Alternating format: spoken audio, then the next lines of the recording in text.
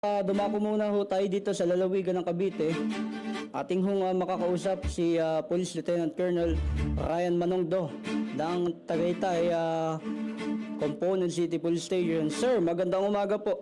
Yes, no, ang bayan po ng Tagaytay ay handang-handa no sa ating pong mga kababayan at sa mga bisita, especially ngayon nga na Valentine's Day.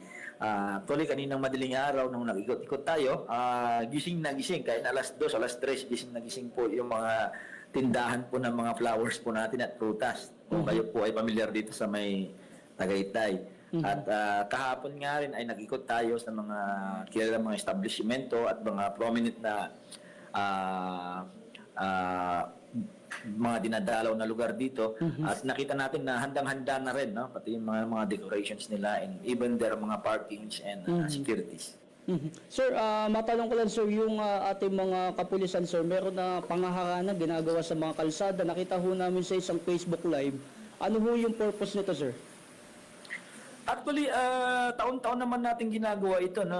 Especially yung mga hindi nabibigyan ng mga regalo o mga flowers ng mga kababayan natin na mga especially senior citizen. Yun yung target po natin. Even kung nandyan pa tayo sa Antipolo, ginagawa naman po natin yan. So, ang kagandahan ngayon, parang lahat ng police station ay nagkanya-kanyang inisyatibo upang mas maramdaman tayo ng publiko ngayong araw ng mga puso. Sir, ano sir yung mga programa natin sir na isinasagawa dyan sa bayan ho ng Tagaytay para ho sir mapigilan natin yung syempre yung krimen? Yes, no. Actually, magmula na in-implement natin yung paghihigpit natin sa mga motorsiklo ay matindi ang pagbaba natin ng mga insidente, especially mga arm or mga robberies or hold up, nawala na po yan. Dahil po sa pinaigting po natin na implementasyon ng batas trapiko at especially yung mga impoundable offenses, doon tayo nag-concentrate. So, naging tahimik ang ating Tagaytay at kitang-kita po, base po sa numero, na malaki ang ibinabang insidente po.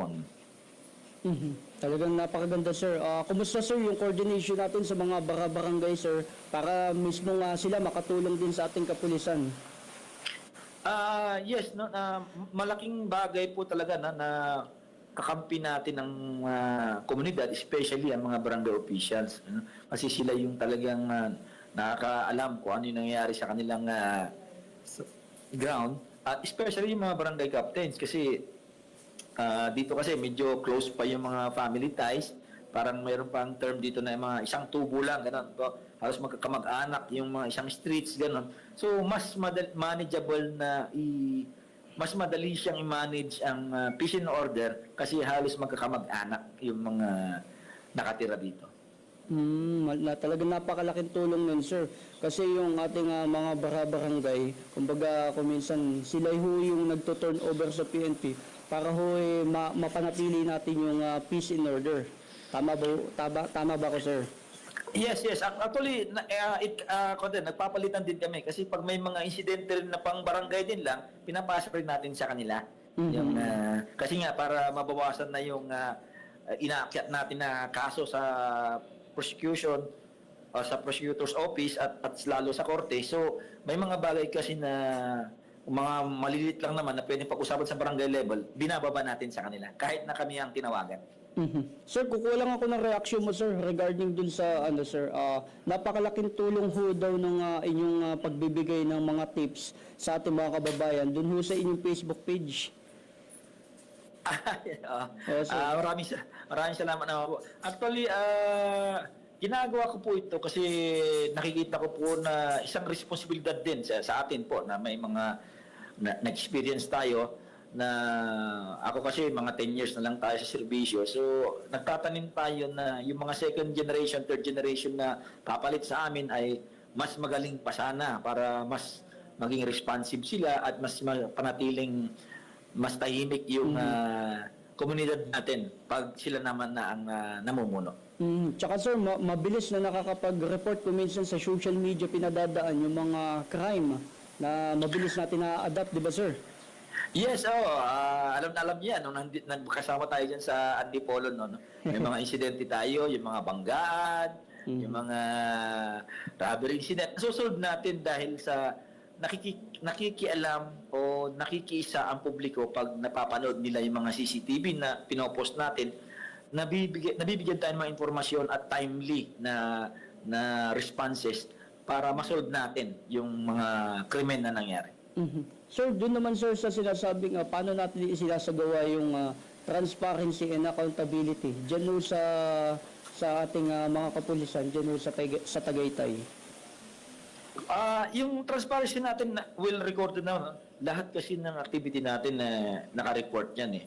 So isa yan sa mga nilecture ko doon sa vlog ko na paano mo malaman kung ang police ay tamang ginagawa niya. Yan ay kung kaya niyang gawa ng report. So pag hindi nagawa ng report ng isang bagay, magduda na tayo. So yun yung lagi kong mantra na kung hindi nyo kayang papilin yung gagawin nyo, ibig sabihin, maaaring illegal ito. So huwag nyo gawin kung hindi nyo kayang i-report or gawan ng dokumento.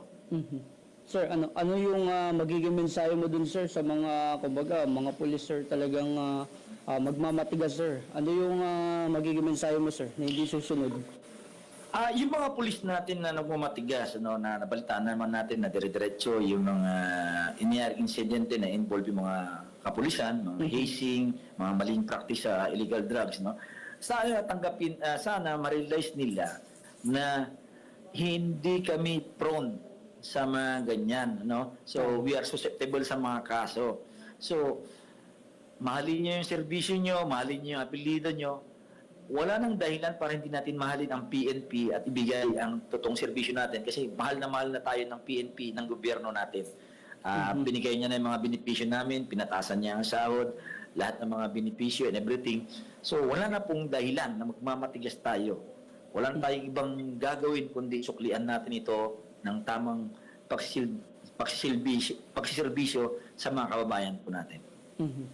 Okay sir. Sir, anong magiging mensahe mo sir sa ating mga tagapakinig dyan ho sa Tagaytay ngayong araw ng Sabado sir? Yes, sa mga kababayan po natin dito sa Tagaytay, unang-una, maraming salamat po at napaka peace loving people po ng Tagaytay, no? Maliban siguro na malaking bagay na nasa malamig na lugar at maganda ang kanyang nakikita malapit sa langit. Malapit sa langit. So maraming salamat na very peace loving people ang Tagaytay. At sa mga bisita naman, sana i-observe nyo naman yung kaayusan, kapayapaan at kagandahan ng Tagaytay. Bilang bisita dito na umangat, sana po ay respetuhin nyo ang mga batas, mga alituntunin at mga ordinansa na pinapatupad ng siyudad ng Tagaytay upang mas mapanatili ang kagandahan nito at katahimikan nito.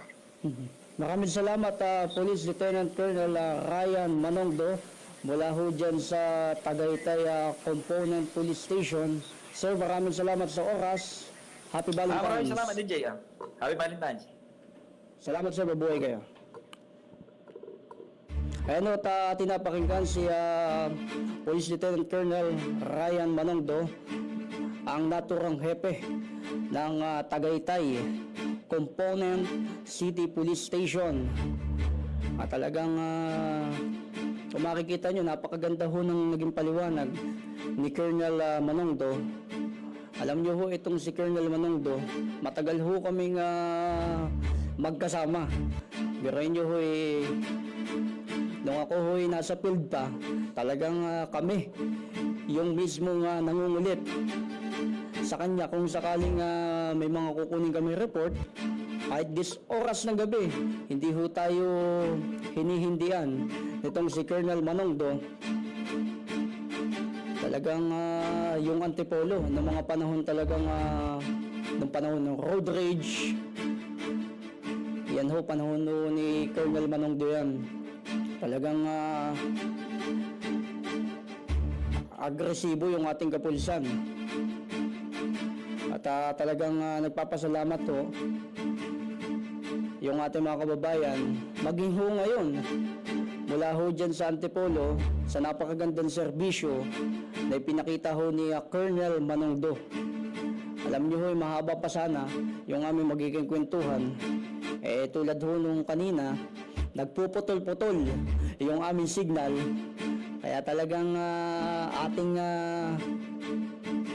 binilisan yung ating mga katanungan na siya mismo yung mga pagpaliwanag na talagang napakatahimik ng bayan ng Tagaytay.